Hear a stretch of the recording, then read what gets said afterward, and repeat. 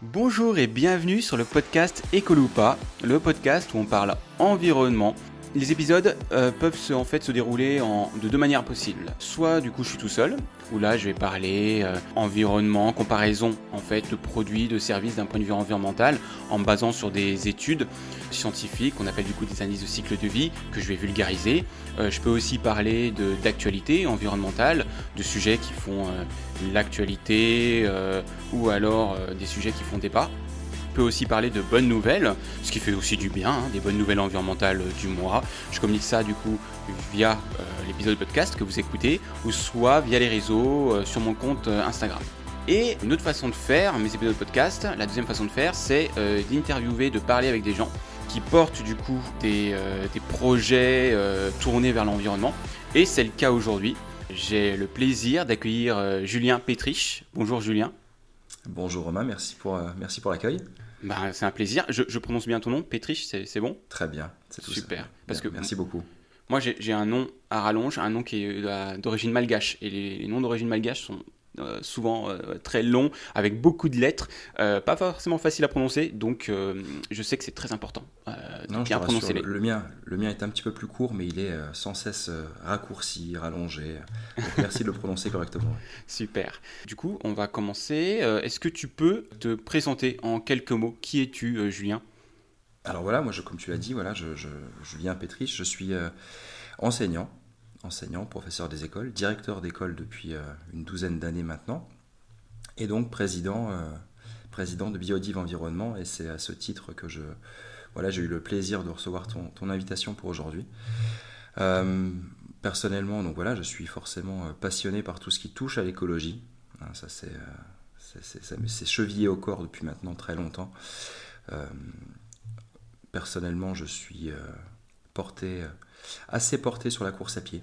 Je me suis découvert une passion pour le trail il y a 2 ans et demi de ça. Grand cinéphile. D'accord. Et puis j'ai deux grandes filles, 2 collégiennes aujourd'hui, dont je suis très fier. Voilà. Très bien. Et tu es basé où ? Tu es situé où ? Alors j'habite en Lorraine, dans le Grand Est, à Jarny. Voilà. D'accord. 54 800 pour être précis. D'accord, très bien. Voilà. Du coup, quel était ton parcours ? Parce qu'on va parler du coup de Biodive Environnement, donc de ton association, mais quel a été ton parcours avant de créer cette association ? Écoute, mon parcours, c'est un parcours relativement simple. J'ai fait, si on remonte, parce que maintenant il faut remonter quand même avec l'âge que j'ai, si on remonte un petit peu plus loin, j'ai passé un bac scientifique, j'ai fait ensuite des études de géographie pour m'orienter après vers le professorat des écoles, l'éducation nationale. Et je pratique maintenant depuis une vingtaine d'années au sein de l'éducation nationale. D'accord. Et qu'est-ce que tu fais exactement du coup au sein de l'éducation nationale ? Alors, professeur des écoles, j'ai une classe de CM1, CM2. Voilà, depuis j'ai commencé, alors j'ai fait des remplacements, pas mal de remplacements, et ensuite je me suis fixé dans une école, puisque j'ai pris la direction de cette école-là. J'ai commencé avec des CP, CE1, et j'ai rapidement pris les CM1, CM2, parce que c'est plus facile à gérer quand tu as une direction d'école en parallèle. Voilà. Ah oui, je comprends. Moi, dans mon parcours professionnel, j'ai été formateur dans un centre de formation en apprentissage, mais sur des niveaux BTS, après post-bac. Donc BTS, licence, master et école d'ingé aussi. Ouais, donc la pédagogie, c'est des choses ça te parle.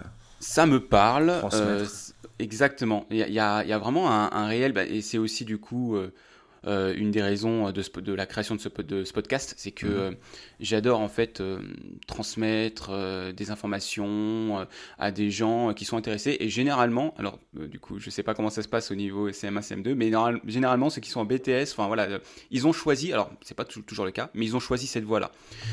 Donc du coup, voilà, quand je viens du coup avec des notions d'environnement ou autres que j'ai pu faire du coup dans le passé, dans la majorité des cas, du coup ça intéresse quand même les étudiants. Bien sûr. Après voilà, il y a de tout, c'est clair. Mais non, mais c'est vrai que c'est le fait de transmettre du coup du savoir, et aussi d'aider du coup ces personnes à se construire. C'est vraiment passionnant, et de participer en fait à la création pour moi de leurs projets professionnels et autres, c'est passionnant. on parle souvent de la formation du futur citoyen, mais on est exactement là-dedans. Hein, la transmission et leur permettre de se construire en tant que futur adulte, c'est hyper important. C'est hyper important. Et je suis tout à fait d'accord. Et du coup, quel a été le déclic ou l'événement du coup qui t'a poussé à t'engager du coup dans la protection de l'environnement? Alors le déclic, je le dis à chaque fois que j'en parle, ça a clairement été la naissance de ma première fille. Voilà, en 2012, où, où là forcément on passe dans un autre monde. Hein. Quand on devient parent, forcément, on ne voit plus les choses de la même façon du tout. Et je me suis interrogé à ce moment-là sur ce que je voulais lui transmettre comme valeur et surtout comment dire, le monde dans lequel je souhaitais qu'elle évolue par la suite. Voilà. Et le premier questionnement que j'ai eu s'est porté de façon très logique sur l'alimentation. Hein, qu'est-ce qu'on allait lui donner à manger? Est-ce qu'on allait partir sur du tout industriel, hein, comme c'est souvent le cas quand on alimente son enfant et qu'on se tourne vers les petits pots, les choses comme ça, les choses toutes prêtes et qu'on ne regarde pas forcément ce qu'il y a à l'intérieur? Ou est-ce qu'on s'interrogeait et on faisait un peu différemment? Voilà. Et donc, de façon très logique, je me suis tourné vers tout ce qui était lié au bio, forcément. Après est venu le zéro déchet. Je me suis intéressé très vite à, peut-être que tu connais, la famille Presque Zéro Déchet, Oui. avec Jérémy Pichon. Donc, Mhm. j'ai été voir des conférences, et puis voilà, de fil en aiguille, je me suis dit, oui, il y a quelque chose à faire. Il y a Oui, quelque chose à faire. ça a été un engrenage Ouais, en c'est fait. exactement ça, exactement ça. Un engrenage positif. Très bien. Je suis aussi père d'une petite fille, alors qui a elle 4 ans. Donc je Ouais. comprends tout à fait du coup ce que tu dis. Oui, il y a vraiment à ce moment-là ouais, un questionnement, c'est ça, un C'est ça. questionnement on devient en fait, on a responsable en fait d'un Hmm. autre être humain. On s'inquiète du coup pour cette personne au présent, mais aussi du coup au futur, sur son futur. Et du coup, ça re-questionne tout. C'est ça. Et tu parles de responsabilité. Cette responsabilité-là, elle me paraît, enfin, moi, ça me paraît encore plus importante que celle qu'on porte pour nous-mêmes, en fait. Mm. Et ouais, ça permet de se questionner dans le bon sens, je trouve, pour de vrai. Là où peut-être pour notre propre personne, on aurait tendance à faire des choix un peu plus, à l'époque, un peu plus rapides, un peu plus courts. Voilà. Du coup, comment est née l'idée du coup de ton association Biodive Environnement? Alors, Biodive Environnement, pour faire court, j'ai été président d'une autre association pendant 5 ans, que j'avais créée à l'époque, et elle s'est créée, tu sais, au moment du, du mouvement World Cleanup, le World Cleanup Day, le fameux mouvement mondial. Et à ce moment-là, oui, on était un groupe de personnes voilà, sur notre bassin de vie, sur le Jarnisy, à se questionner et à se dire, mais est-ce qu'on ne pourrait pas faire quelque chose en commun? Donc Est-ce que on a... tu pourrais juste, excuse-moi, définir du coup ce qu'est du coup cet événement? Alors le World Cleanup Day, c'est un événement mondial de ramassage de déchets, de dépollution, qui a lieu sur l'ensemble de la planète, la même journée. Alors, on a un événement qui s'étire sur une semaine, mais on a une journée spécifique où les habitants, les terriens sont amenés en tout cas, à encourager à ramasser un maximum de déchets. Voilà. Et donc, on a voulu à l'époque le décliner au niveau de Jarnisy. Et donc voilà, et il y a quelques temps, il y a 1 an et demi, on a mis un terme à cette aventure-là. Pour diverses raisons, voilà, on a eu chacun un parcours différent et des envies différentes. Donc, et moi, il m'était inconcevable de ne pas continuer ce travail-là sur mon bassin de vie. Et donc voilà, j'ai pris la décision de créer Biodive Environnement. Et alors, quel était du coup le tout premier objectif de l'association au moment du coup de sa création? L'objectif, ça a été le même que l'objectif que j'avais avec la première association. Il y avait 3 axes. Trois Mm. axes, et ces 3 axes-là voilà, me parlent depuis toujours, continuent à me parler. Les axes sont l'organisation de clean-up et d'action de dépollution. On s'est fait, voilà, Biodive est aujourd'hui connu et reconnu sur le secteur pour ça. Quand on parle de Biodive et qu'on me croise On me vanne souvent sur t'as vu, il y a un papier qui traîne, ou t'as vu la canette par terre là. Voilà, bon, ça prête à sourire, mais voilà. Mhm. Euh, le développement du zéro déchet Mhm. et la protection de la biodiversité. Voilà. Qui sont trois thèmes qui me sont assez chers et Mhm. sur lesquels il faut forcément aujourd'hui travailler si on parle d'environnement, et notamment au niveau local.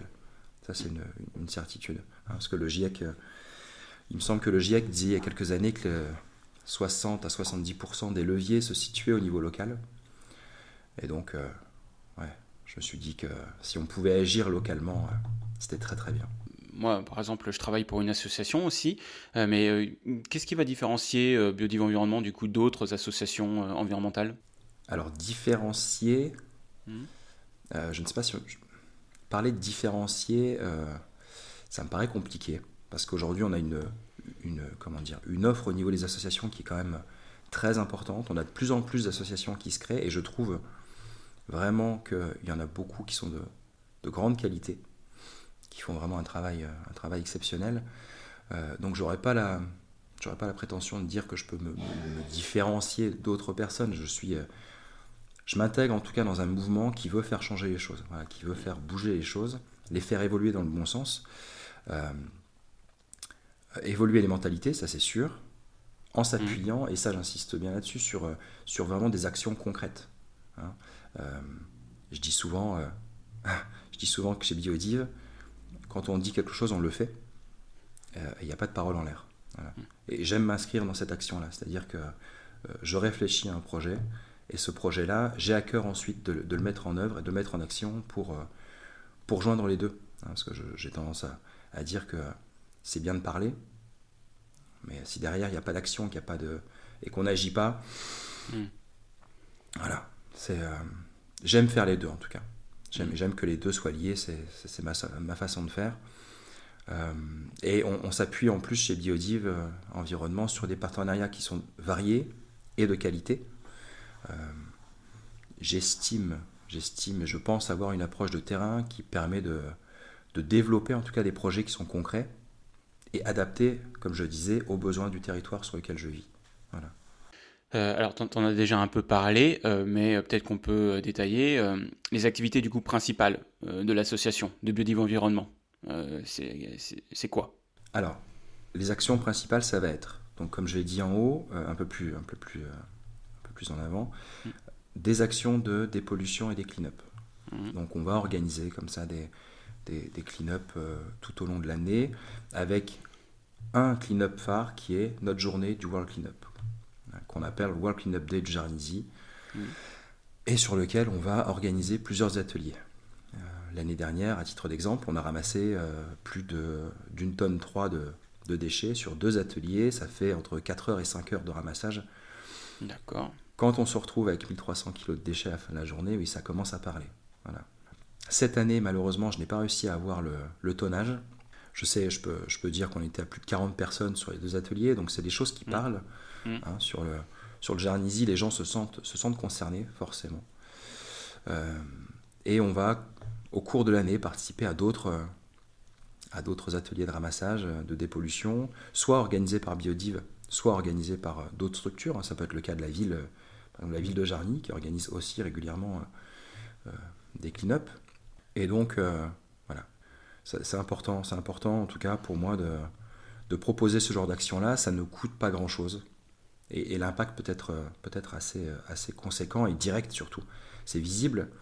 Et si derrière il y a une pédagogie qui permet de faire comprendre aux participants que ce qu'on est en train de faire, ça a une incidence en local, mais pas que, parce qu'on sait, je prends souvent l'exemple du mégot de cigarette Mhm. qui va être jeté dans le caniveau, on sait très bien quelle est sa destination, il va atterrir en rivière, il va transiter comme ça jusqu'à la mer, Mhm. et là, sur Jarny, sur le Jarnisy, les mégots atterrissent en mer du Nord, par exemple.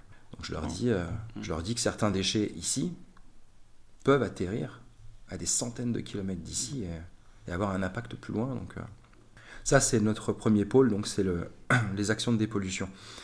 Parallèlement à ça, on développe la démarche zéro déchet en proposant, donc, je pense que tu l'as vu, des tutos hein, Mhm. sur nos différents réseaux sociaux, mais aussi, là aussi, en organisant des ateliers qui permettent de confectionner par exemple des produits zéro déchet. Donc ça va être du déodorant, ça va être de la lessive, ce genre de choses qui j'ai envie de dire, pullulent un peu sur les réseaux, mais qui me paraît important de développer aussi. Là, il y a à la fois un enjeu de santé et à la fois un enjeu, ce qui parle aussi beaucoup, et ça il ne faut pas le nier non plus, un enjeu économique. Quand on avance cet argument-là et qu'on dit aux gens, ouais, si vous réalisez votre lessive ou votre déodorant et ces choses-là, vous pouvez aussi économiser de l'argent. Voilà, ça a aussi un impact, il ne faut pas se le cacher. Oui, du coup, tes ateliers, ils sont en direct, en fait. Enfin, tu accueilles, du coup, des Voilà, personnes. c'est ça. Ouais, Ouais, d'accord. Ouais, ok. accueil de petits groupes, Mm. j'en parlerai peut-être tout à l'heure pour développer un petit peu, mais on a un projet qui arrive là avec une association locale. Ouais. Et le troisième axe, c'est la protection de la biodiversité, voilà, qui est aussi un axe hyper important, notamment en travaillant avec les jeunes du service jeunesse de la ville. D'accord. Voilà, vacances d'avril, vacances d'été, et là on va travailler avec eux sur la confection d'hôtels à insectes, la pose d'hôtels à insectes, la confection de nichoirs, de mangeoires, d'abris à hérissons. Là cet été, en plus de la mise en place d'un hôtel à insectes, on a mis à côté je crois que c'est 5 mètres de haie sèche. Voilà, de haie sèche qui permet, la haie sèche permet d'accueillir toutes sortes d'insectes, d'animaux, d'oiseaux. Il y a des oiseaux qui peuvent nicher aussi dans ces haies sèches.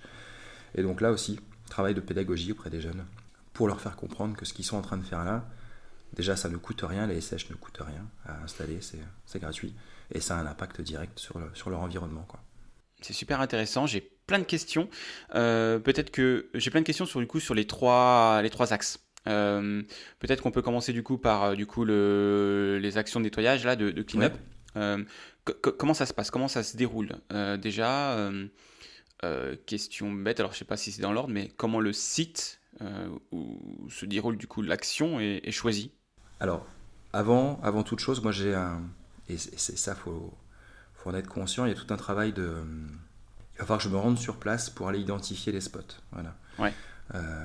Je commence maintenant sur le local à connaître les spots qui ont déjà été nettoyés, sur lesquels on a déjà effectué des actions, sur lesquels on ne retourne pas parce qu'il n'y a pas de passage et c'est relativement entretenu. Mhm. Je sais qu'il y a des spots malheureusement qui sont régulièrement pollués. Hein, je cite souvent l'exemple d'une zone commerciale qu'on n'a pas loin d'ici, qu'on fait chaque année, qu'on dépollue chaque année, et on a une quantité de déchets qui est juste ahurissante là-bas. Alors ça, pourquoi j'insiste sur cette zone-là? Parce qu'elle se trouve à proximité d'un cours d'eau. Et on sait qu'en cas de coup de vent, les déchets qui se trouvent sur cette zone-là terminent dans le cours d'eau qui est juste à côté. Et c'est pour ça que chaque année, je mets un point d'honneur à aller ramasser là-bas. Alors, question bête sur cet exemple-là. Ouais. Ce sont des pollutions issues de personnes lambda ou alors c'est de la pollution de professionnels? On n'a pas de...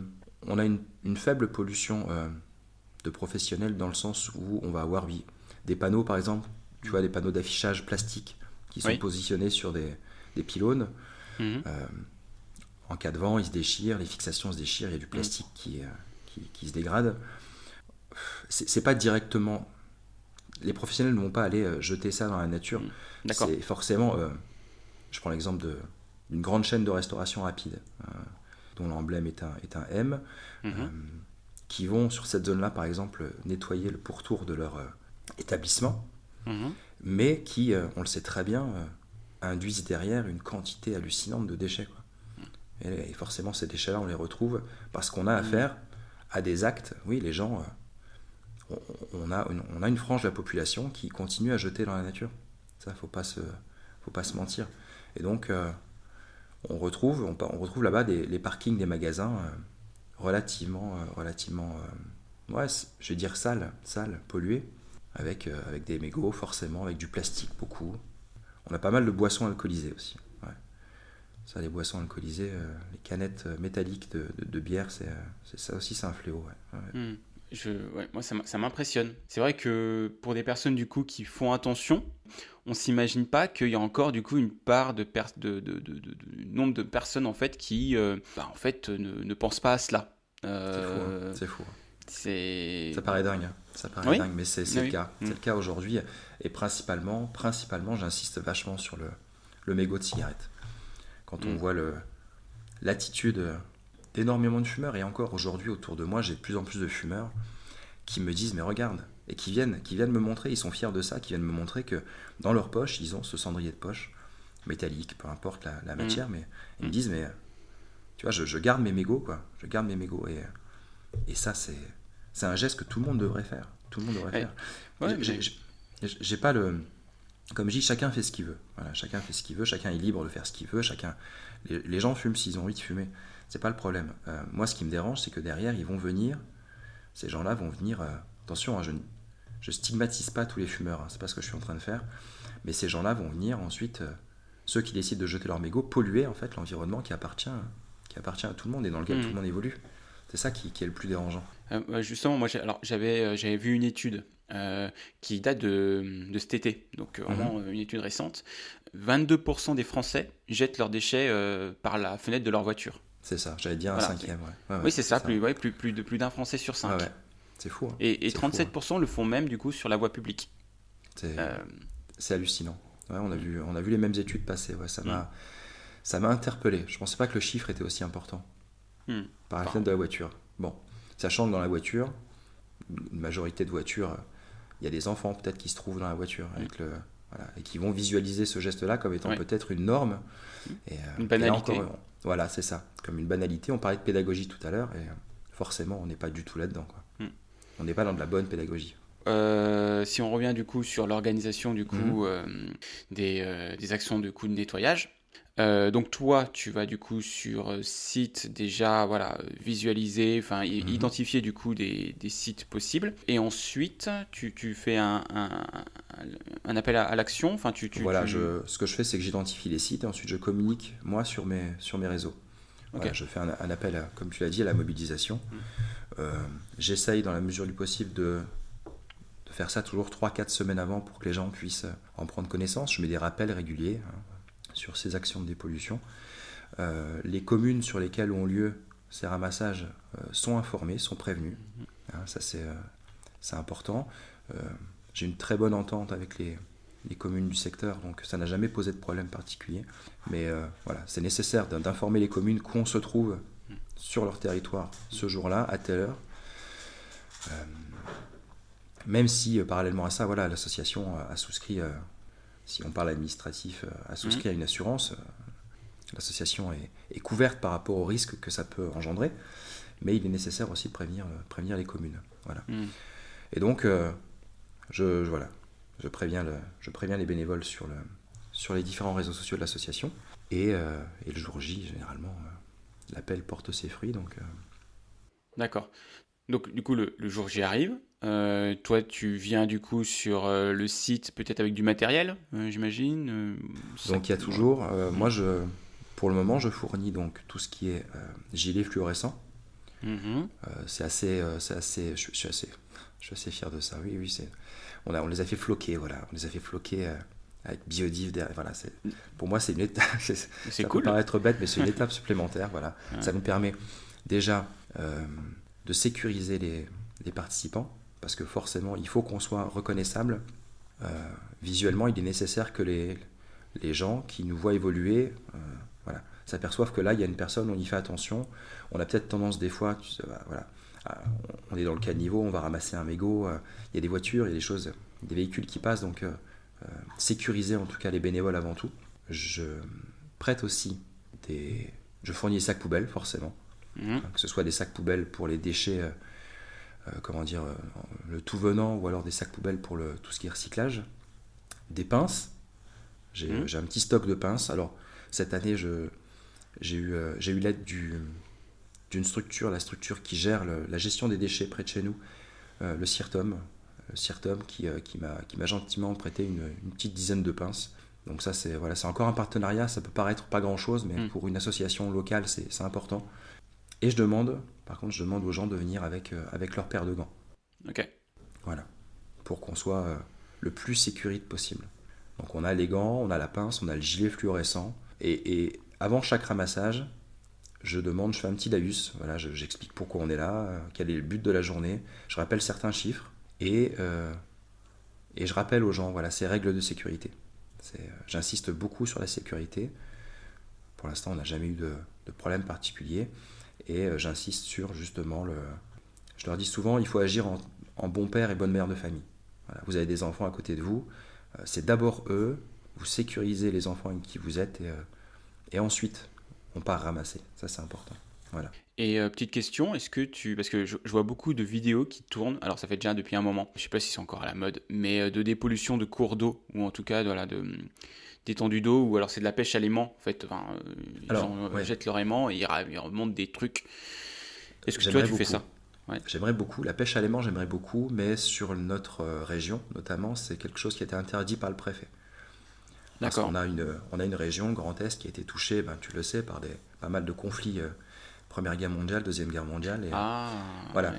Et Il on y a a des risques. aujourd'hui, voilà, D'accord. on a dans les cours d'eau aujourd'hui, et on pourra en parler tout à l'heure si tu veux, mais on a retrouvé pas mal d'engins explosifs, des fusils que j'expose régulièrement sur les D'accord. manifestations que je fais. Donc là, aujourd'hui, la pêche à l'aimant, je ne peux pas la faire. J'ai fait l'autre jour un atelier avec mes filles que j'ai appelé la pêche au grappin, Mhm. puisque j'avais identifié un spot sur lequel on avait vu qu'il y avait un vélo dans un petit étang. Un vélo avait été jeté dans un petit étang et je ne pouvais pas me résoudre à le laisser là encore voilà, plusieurs semaines. Donc on est parti faire une pêche au grappin, j'ai fait une petite vidéo là-dessus. Euh, dont j'étais plutôt fier, c'était ma première vidéo, enfin j'ai fait un petit montage qui ne paye pas de mine, mais voilà. Comme je démarre de très loin en vidéo, j'étais assez fier de ce que j'ai Mhm. fait. Donc voilà, pêche au grappin, pêche à l'aimant, c'est pas possible, mais les cours d'eau, je les fais régulièrement, notamment l'été, quand le niveau de l'eau baisse. Ici, on a, malheureusement, je sais pas si c'est le cas près de chez toi, mais on a régulièrement des cours d'eau qui sont à sec. Et ça me permet, moi, voilà, d'aller les faire plus facilement et on ramasse énormément à ce moment-là. Ouais. Ouais. Et du coup, le site, du coup, alors là, les gens arrivent, et, toi, tu fournis du coup certains équipements, eux, ils viennent du coup avec leurs gants.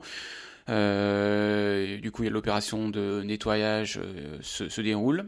Comment ça se passe après enfin, est-ce que du coup, il y a un pré-tri du coup enfin, il y a un tri dans ce qui est Oui, récolté. oui.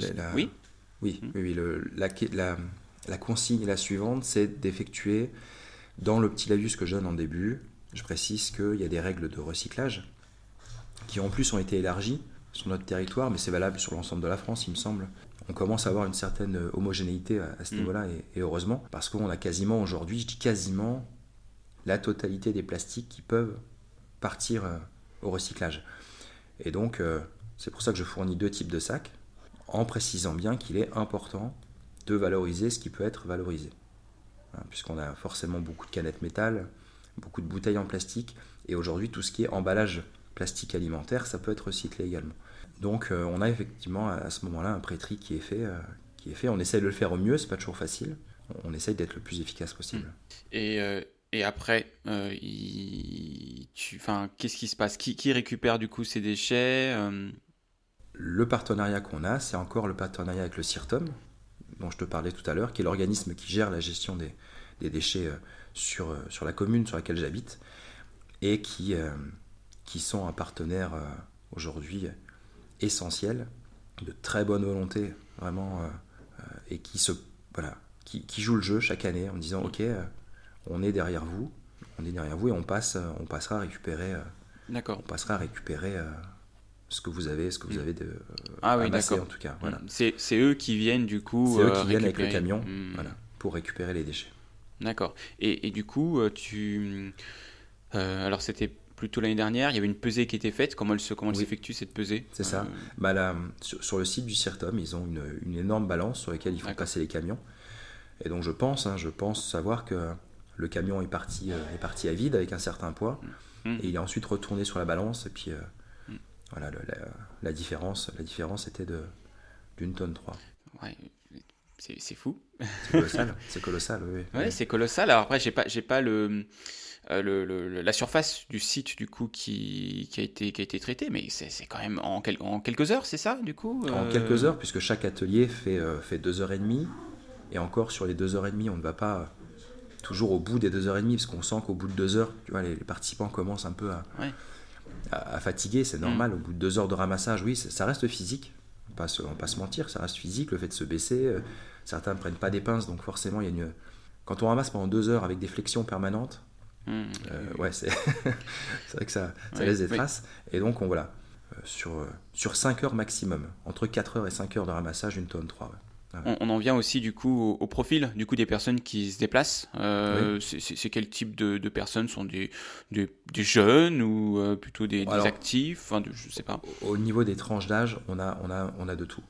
On a Ok. de tout. On va avoir des personnes des personnes actives, on aura des personnes qui en recherche d'emploi, on aura des personnes qui sont en retraite, des personnes âgées, des grands-parents qui viennent avec leurs petits-enfants. Ok, Ouais, d'accord. ouais, c'est Mhm. c'est plutôt sympa. Et c'est vraiment, vraiment un super moment d'échange. Quand on voit des grands-parents arriver avec leurs petits-enfants, on se dit, mais Mhm.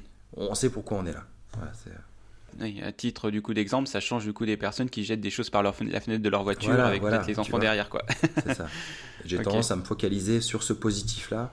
Mhm. Et puis, je dis pas évacuer tout ce qui se passe de négatif, mais c'est important aujourd'hui qu'on essaye de remplir nos têtes de ce positif-là. C'est surtout dans le monde dans lequel on vit aujourd'hui.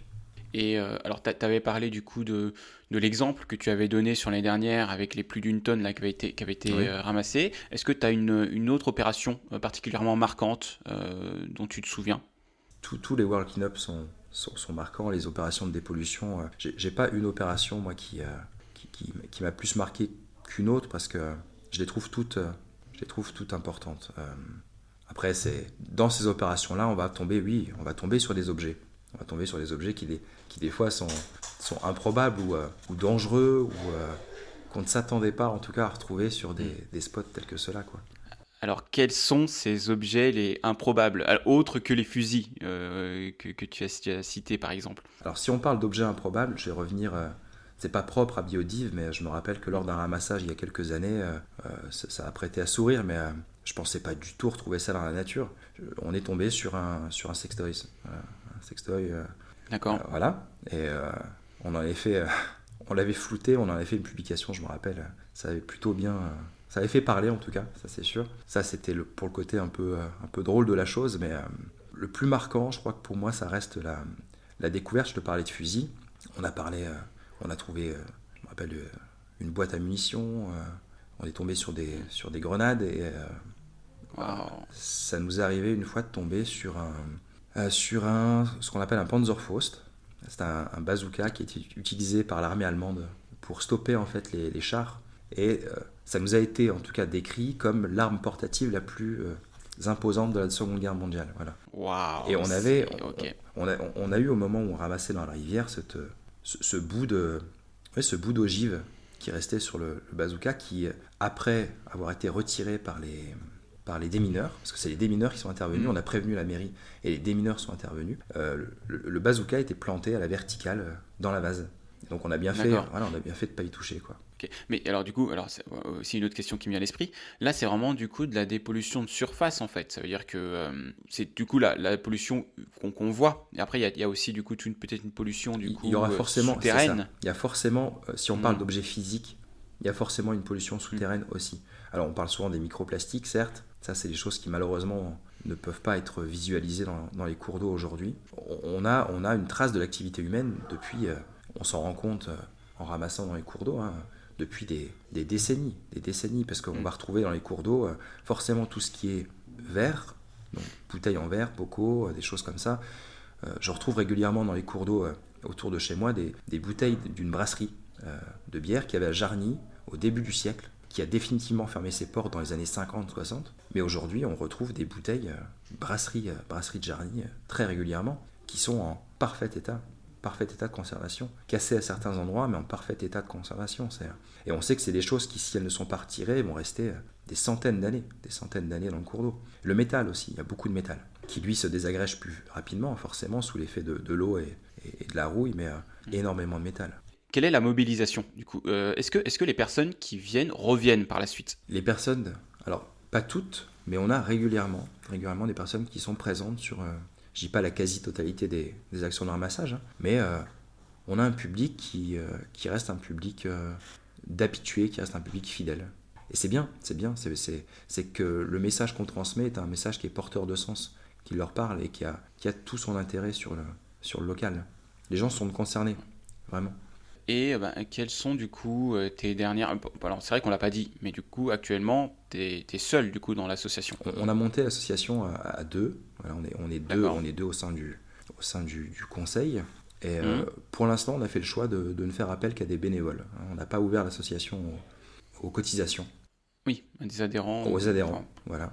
C'est un choix pour l'instant. On verra si ça évolue par la suite. Mais pour l'instant, ça marche. Cette formule-là fonctionne plutôt bien. Et comme ça reste non contraignant pour tout le monde. Et les bénévoles sont là, ils répondent présents. Donc c'est chouette, c'est chouette. ok. Et quelles sont du coup les dernières actions ou interventions du coup de l'association? Alors la dernière opération qu'on a faite, c'est une opération qu'on a faite avec un comité de Miss qui m'a contacté sur Instagram Ok. via sa représentante et qui souhaitait participer à une opération de dépollution. Voilà. Parce que dans le cadre de leur titre, elles ont comme ça des actions à mener en lien avec, voilà, on disait tout à l'heure, la pédagogie, la transmission, Mm. montrer l'exemple. C'est important pour elles aussi. Donc si je peux les citer, hein, c'est le comité Miss Petit Univers Lorraine qui m'a contacté. Et on s'est vu récemment, il y a quelques semaines, là, pour d'une part, en début d'après-midi, effectuer une action de dépollution. Donc il y a une partie des Miss titrées qui sont venues, qui ont mis la chasuble bleu-jaune avec leur cocarde. Voilà. Miss, première dauphine, deuxième dauphine, c'était assez marrant à voir. C'était chouette, c'était une belle opération. Et ensuite, je leur ai proposé d'aller visiter une ferme bio qui se trouvait sur Jarny, une personne que je connais bien, qui a lancé une activité, qui a repris la ferme familiale, qui a lancé une activité de fromagerie, Mm. qui est en train de convertir sa ferme en bio, qui produit des fromages de très grande qualité, qui fait du lait, Et donc ça me paraissait voilà, intéressant de pouvoir coupler les deux comme ça et de leur proposer une journée environnement, une journée verte. Voilà pour la dernière action. Ouais. Ok, bah très bien, ça, c'est super intéressant. Comment tu vois en fait l'évolution du coup de Biodive Environnement dans les prochaines années? Moi, je suis positif. Je suis positif. Forcément, je ne vois pour Biodive que le côté positif des choses. J'ai envie de faire évoluer forcément Biodive. Je dis souvent, alors c'est peut-être prétentieux, ça pourrait paraître prétentieux pour certains, mais j'ai vraiment cette envie au niveau local, si on parle environnement, tu vois, j'ai vraiment envie que les gens se disent, ouais, mais environnement aujourd'hui, je sais, il y a Biodive. Voilà, il y a Biodive environnement et on peut, on Mm. peut se référer, à eux, pardon. Ça peut sonner un petit peu prétentieux, mais en tout cas, j'essaye, moi, en permanence, de proposer des sujets, comme je disais tout à l'heure, des projets porteurs de sens, hein, qui parlent au plus grand nombre. C'est le cas dans tout ce que j'aborde sur mes réseaux. J'essaye vraiment d'apporter des tips, des solutions qui soient à la portée de tout le monde, qui soient efficaces. J'ai envie de montrer qu'on peut agir pour l'environnement sans forcément débourser des sommes folles, d'une part. Les gens me parlent souvent, tu sais, d'écologie punitive. D'écologie punitive. Oui. Et mon Mhm. discours, c'est oui, mais l'écologie, ce n'est pas ça, ce n'est pas que ça. C'est ce qu'on a envie de vous faire croire, c'est qu'on a envie de résumer peut-être les écolos à, oui, mais ils mettent toujours en place des mesures qui nous punissent, alors que, avant toute chose, il faudrait que nous, en tant que citoyens, on fasse appel à notre bon sens.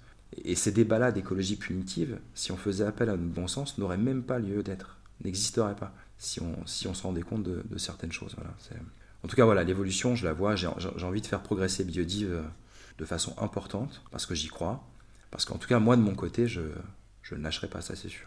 Et du coup, tu parlais de projets. Oui, Est-ce qu'il y a des projets que tu rêves de lancer ou qui sont pas encore possibles aujourd'hui? j'ai envie de te dire, j'ai des projets en tête tout le temps. J'ai des projets en tête tout le temps. Ça fuse de tous les côtés. Et quand on voit un petit peu la façon dont les choses évoluent, c'est vrai qu'on a matière à, forcément. J'ai un projet qui arrive. On en parlait tout à l'heure avec une association locale je l'ai citée parce que c'est une association qui me tient à cœur.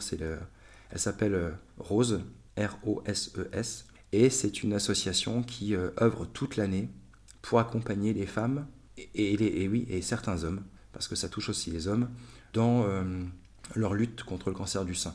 Et c'est une cause qui, moi, me parle, me touche depuis maintenant de très nombreuses années. J'ai eu la chance cette année d'être nommé membre d'honneur de cette association-là. Et voilà, je les accompagne comme je peux, avec les moyens qui sont les miens, les moyens de Biodiv, les moyens même personnels. Je m'engage. Je m'engage et le prochain atelier aura lieu avec elle. C'est un atelier zéro déchet où on va confectionner notre déodorant. Parce qu'on sait aujourd'hui, tu as dû voir ça aussi, les études qui montrent le lien entre apparition de certains cancers et les sels d'aluminium présents dans les déos. Oui. Et je me dis que voilà, ça me paraissait normal de leur proposer cet atelier-là. Donc le prochain projet, c'est ça. Et puis j'en ai plein d'autres en tête, mais voilà. Comme je suis assez, comment dire. Moi, je fonctionne comme ça, c'est-à-dire j'ai plein de choses en tête, mais je réfléchis mes projets avant de les annoncer. Et je veux être sûr de ce que je fais. Et je dis souvent, j'en rigole, mais je dis souvent que les murs ont des oreilles. Et dans l'environnement, comme dans beaucoup d'autres domaines, il n'y a pas forcément toujours des gens qui sont bienveillants. Voilà. Donc. Ouais. De toute façon, alors après, pour tous ceux que tu cites, donc l'association, c'est une association Rose. L'association Rose, c'est ça, oui. Voilà, du coup, on mettra si ça te convient, on mettra du coup le lien, enfin voilà, un lien plaisir. Du coup dans la description de l'épisode, voilà, et pour tous ceux aussi qui ont été cités précédemment, voilà, si ça intéresse des gens. Ouais, elles font un travail de fou. Alors c'est une association aussi locale, mais elles gagneraient tellement à être. Elles font un travail depuis 1 an qui est formidable. Elles ont accompagné, tu vois, pour te donner à titre d'exemple, cette année, elles ont accompagné 26, ce qu'elles appellent guerrières, 26 guerrières. Okay. Dans leurs soins, en achetant des crèmes, des perruques, des choses comme ça. Et là, elles ont réussi, j'y ai participé, à récolter suffisamment de fonds pour accompagner encore une fois 26 guerrières. Donc on sait que derrière, il y a du sens, derrière tout ce qu'on fait, et c'est tellement important, tellement important. Ok, merci. Merci à toi. Si tu avais, on va conclure cet épisode, si du coup des personnes veulent aider, comment elles peuvent faire pour te joindre ou soutenir l'association? Alors aujourd'hui c'est assez simple, on est présent et très actif sur les réseaux sociaux, que ce soit Facebook, Instagram, forcément on est facilement trouvable. Je dis toujours que la première chose à faire, c'est de venir discuter avec nous, de venir s'abonner aux pages tout simplement, voir un petit peu ce qu'on y fait, voir si ça parle. J'essaye dans la mesure du possible d'aborder plein de sujets différents. Ça touche, comme je l'ai dit, zéro déchet, à la biodiversité. J'essaye aussi de réagir beaucoup, comme tu peux le faire toi aussi, sur tes podcasts et sur tes sujets, sur l'actualité. Et ça, je trouve ça important. Pouvoir comme ça réagir sur ce qui se passe, je dis pas quasi en temps réel, mais presque. Après, pour les structures et différentes assos qui sont, elles, désireuses de travailler plus en profondeur, on a certes les réseaux, on a aussi une boîte mail professionnelle qui permet de converser de façon plus pro. En tout cas, aujourd'hui, c'est vrai qu'à l'heure du tout numérique, on est facilement joignable, et ce sur quasi tous les réseaux sociaux. Voilà. Ouais. Tu parlais du fait que du coup tu donnes des fois ton avis sur des sujets du coup d'actualité. Moi je pense que c'est important. Alors après c'est vrai que nous on est des petits pois. Enfin oui, bien sûr. Mais on a plus peut-être un effet communautaire, et c'est important parce que on a en face du coup des fois des grands médias. Je vais le citer comme CNews par exemple, qui ont été condamnés là pour désinformation climatique. Voilà, c'est important des fois de remettre en fait les choses à plat, de dire il y a des choses qui sont dites en fait et qui sont scientifiquement fausses. Bien sûr. Et c'est bien de le dire et c'est important. Voilà, je te rejoins là-dessus. Et du coup, pour finir, si tu devais résumer l'état d'esprit de Biodiv Environnement du coup en une phrase, ça serait quoi? Alors Biodiv Environnement, je dis souvent, et je termine souvent mes posts de cette façon-là, en disant, je l'ai un peu modifié au fur et à mesure des années, mais je le dis souvent, nous ne lâcherons rien, ni jamais. Voilà, c'est mon état d'esprit. Aujourd'hui, je sais que cette lutte environnementale, moi je l'ai chevillée au corps. Je me lève chaque matin, et quand je vois mes enfants, je me dis, ouais, ok, bon, c'est tout, je sais pourquoi je le fais.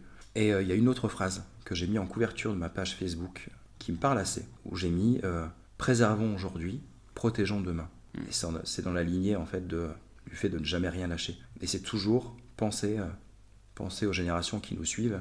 Et j'ai pas forcément envie faire partie de ceux qui n'arriveront pas à se regarder dans un miroir au moment de transmettre tout ça à cette génération-là. Merci beaucoup. Merci Julien. à toi. Merci à toi. Voilà, donc c'est terminé pour aujourd'hui. Merci d'avoir écouté cet épisode. On se retrouve dans 2 semaines pour un nouvel épisode. D'ici là, comme d'habitude, je vous dis à vos gourdes et vélos, ne lâchez rien, et je vous souhaite du coup une bonne semaine. Au revoir Julien. Au revoir Romain, merci beaucoup.